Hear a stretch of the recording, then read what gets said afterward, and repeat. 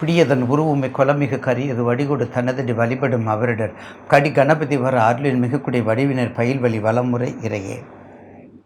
ஈசனே சிவகாமி நேசனே என ஈன்ற தில்லைவான் நடராஜனுடைய திருவடி தாமரையை வணங்கி மாதாந்திர டிவி யூடியூப் சேனல் நிர்வாகத்திற்கும் என்னை ஆக்கமும் ஊக்கமும் அளித்து என்னால் இயன்றளவு உண்மையோடு ஒழுக்கத்தோடு பண்போடு பகர்கின்ற என்னை காக்கின்ற கண்மணியாக திகழ்கின்ற நேயப் பெருமக்கள் பாதம் பணிந்து இன்று பரபவ வருடம் நிகழும் மங்களகரமான பரபவ வருடம் ஆனி மாதம் 17ஆம் நாள் புதன்கிழமையும் உத்திராட நட்சத்திரமும் சித்தயோகமும் கூடிய சுபதினத்தில் அன்று 1/7/2026 ஆங்கில மாதத்திற்குரிய ஜூலை மாதம் மலர்கின்றது, பிறக்கின்றது. எத்தனையோ மாதங்கள் வருகின்றது. நவகிரகங்களில் எத்தனை 9 எண் இருக்கின்றது. அந்த 7வது எண்ணுக்குரியவர் பார்த்தீங்கன்னா ஞானத்தின் பிளம்பு, அறிவின் சிகரம், பண்பின் உயரம், எதுவும் தானம் தர்மத்தோடு ஒன்றியே இருக்கணும் என்ற உணர்வுக்கு அப்பாற்பட்டவர்கள், மறுபிறவி இல்லாதவர்கள், மிகவும் மும்மூர்த்திகளும் சரி 33 தேவர்களும் சரி முதலாவதாக வணங்கக்கூடிய எண் 7. அதற்குரிய தெய்வம் கேது, அதற்குரிய அதிபதி தெய்வம் விநாயக பெருமாள். பார்த்தீங்களா? அப்படிப்பட்ட 7ஆம் நம்பருக்குரிய மாதம் இந்த சிறப்புமிக்க மாதம். அதனால தான் சொல்கிறேன், என்றைக்குமே 9 எண்களில் 7 மிகவும் பெருமையும் சிறப்பும் உயர்ந்த நோக்கம் கொண்ட நண்பர். அதுக்குரிய மாதம்தான் ஜூலை.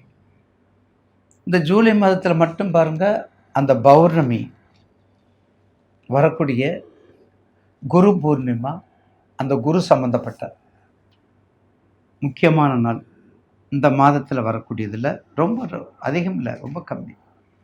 அதாவது 17 அன்று 17/7 அன்னைக்கு நமது இந்திய திருநாட்டில் உள்ள எல்லா நதிகளிலும் நீராடி கௌரி பூஜை செய்தால் ஒரு மிகப்பெரிய மாற்றத்தை கொடுக்கும், மங்களத்தை கொடுக்கும். 29/7 குரு பூர்ணிமா. உங்கள் வீட்டில் குரு யார், உங்கள் கல்வி நிலையத்தில் குரு யார், காலேஜில் குரு யார், திருத்தலங்களில் குரு யார், வழிபாட்டில் குரு யார், அவங்கள வழிபாடு பண்ணக்கூடிய நாளே தான் குரு பௌர்ணிமா. இதுதான் இந்த மாதத்தினுடைய முக்கிய நிகழ்வுகள். அதை நீங்கள் நினைவு வைத்து கொள்ளுங்கள். அதனைத் தொடர்ந்து 12 ராசிக்குரிய இந்த ஜூலை மாதத்துக்குரிய 12 ராசிக்குரிய பலனை பற்றி இப்போது தொகுத்து வழங்குவோம். அடுத்து நாம் காண இருப்பது மகரம். எல்லாரும் கேட்குறாங்க, இந்த மகரத்துக்கு 20 வயசில் யோகம் இல்லையா? பயமும் தயக்கமும் தங்களது தோல்வியின் பயணம். துவளாமல் பிறளாமல் முயற்சியோடு செய்யும் எந்த வேலையும் வெற்றி பயணம்தான். வெற்றி பயணம்தான். அந்த வெற்றி பயணம் 22 அல்ல, அந்த வெற்றி பயணம் 12 அகவையில் அல்ல, அந்த வெற்றி பயணம் 32 தான் முடியும் விடியும். பெண்ணாக இருந்தாலும் கூட ஆணுக்கு உறுதியாக 32 33, ஆனால் பெண்ணுக்கும் இப்போ 32 33க்கு வந்துடுது. இந்த மீடியாக்கள், இந்த சோசியல் மீடியாவுக்கு இந்த கலிகாலத்தில் எல்லாமே 32 வயசுக்கு மேலே தான் மேரேஜ். அது 1 2 யாருக்கு தெரியும்? படைச்சவனுக்கு தான் தெரியும். அப்படிப்பட்ட சம்பவங்கள், அப்படிப்பட்ட நலன்கள், அப்படிப்பட்ட விரும்பிகள், அப்படிப்பட்ட தடைகள் எல்லாமே தேக்கமடைஞ்சு இருக்கக்கூடிய இடம்தான் இந்த காலகட்டம். இந்த காலகட்டத்தில் வெற்றியை கொடுக்கணும்னா அப்போ எப்படி இருக்கணும் நீங்கள்? அப்போ இந்த காலகட்டத்தில் நீங்கள் ஒரு சிகரத்தை அடையணும்னா எப்படி இருக்கணும்? அதுக்குத்தான் மிக போராட்டம், மிகுந்த போராட்டம். அந்த போராட்டத்தின் விளைவு 32 உங்களுக்கு மிகப்பெரிய அட்வான்டேஜை கொடுக்கும். ஆக சனி ஈஸ்வரர் உங்களுடைய ராசிநாதன் மகர ராசி உங்களுக்கு 3ல் இருக்கிறார். குரு மீனத்திலிருந்து ஜென்மமாக நடத்தி கொண்டிருக்கின்றார் சனீஸ்வரர். உங்களுடைய ராசிக்கு கண்டிப்பாக குடும்ப வாழ்க்கை மிக கவனம். அது கடகம்னாலும் சரி, மகரம்னாலும் சரி, சிம்மம்னாலும் சரி, கும்பம்னாலும் சரி, கண்டிப்பாக அதனுடைய தாக்கங்களை கொடுத்து தான் ஆகும். அதனால தான் கடகராசியாக இருந்தாலும் மகர ராசியாக கொஞ்சம் கவனமாக இருந்து இந்த பொருத்தங்கள் பார்க்கும்போது ரொம்ப எச்சரிக்கையாக பார்க்கணும். உலகத்திலேயே மிக உயர்வானது பொருத்தம் பார்க்குறது தான். ரொம்ப கஷ்டம், ரொம்ப கஷ்டம். அப்படிப்பட்ட மகர ராசி நேயர்களுக்கு இரும்பு, பொறியியல், வானவியல், விவசாயம், கீழே விளைநிலத்தில் கீழே உள்ள பொருட்கள், பெட்ரோல், கெமிக்கல், கருப்பு பொருள் அத்தனையும், அது அது கடுகு அல்லது எள்ளு, இல்லது அடுத்தது அந்த கடுகு, எள்ளு, அடுத்தது கிராம்பு, கருப்பு தானே, கிராம்பு தைலம், கடுகு தைலம், இதெல்லாம் ஹோமத்தில் போடுங்க, ரொம்ப விசேஷமாக இருக்கும். உளுந்து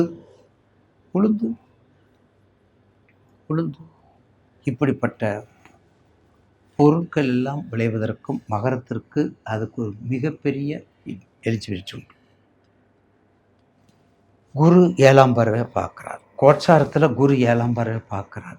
திருவோணம் சரி, உத்திராடம் சரி, அவிட்டம் சரி, திருமணம் ஆகாதவங்களுக்கு திருமணத்தை கொடுக்கக்கூடிய ஒரு உன்னதமான நேரம் இப்போது வந்திருக்குது. குரு பார்த்தால் கோடி பாவ நிவர்த்தி, குரு பார்த்தால் கோடி பாவ நிவர்த்தி. அப்போ அந்த வகையில் நிச்சயமாக இந்த மகர ராசி நேயர்களுக்கு உங்களுக்கு வேண்டிய தொழிலை எடுத்துக்கோங்க.